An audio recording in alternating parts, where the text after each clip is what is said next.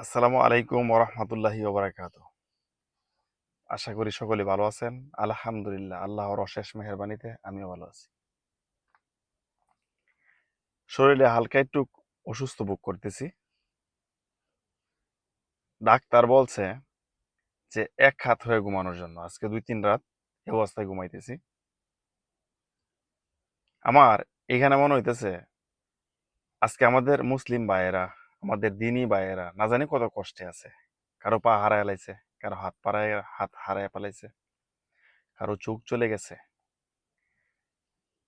জানি না, আল্লাহ পাক ডে অফ জাজমেন্টের দিন, কঠিন কিয়ামতের দিন যদি আল্লাহ পাক আমাদেরকে এইভাবে কোনো প্রশ্ন করে বসে যে তোমাদের দিনী ভাইদেরকে যে অবস্থায় মারছিল বা এই অবস্থায় যে তারা মরছিল, তোমরা কি করণীয় বা কি করছিলা,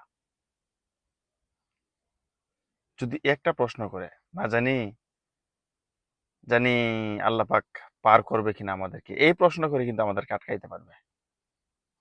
আজকে এত বড় বড় মরলেরা, এত বড় বড় টাকা পয়সার মালিক যারা আমাদের মুসলমান ভাইদের পক্ষে নাই,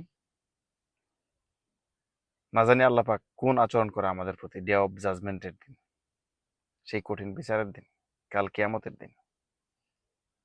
হুম, এই আর কি। আসলে মনের মধ্যে অনেক অশান্তি এই জন্য। আমাদের দিনী ভাইয়েরা আজকে মরতেছে, মারতেছে, হসপিটালে আছে। আমাদের তাদের তাদের জন্য আমাদের দোয়া করা ছাড়া আর কিচ্ছু নাই।